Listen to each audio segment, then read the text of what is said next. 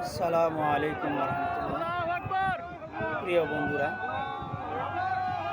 আপনারা স্ক্রিনে যে ভিডিওটা দেখতেছেন এটা হলো আমাদের ধুবড়ী জেলার ইজতেমার প্রথম খুঁটি উঠানো হলো।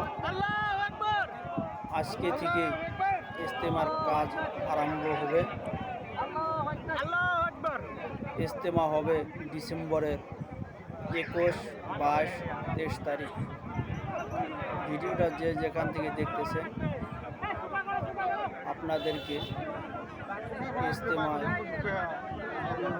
এসে কাজ করার জন্য দাওয়াত করা হলো।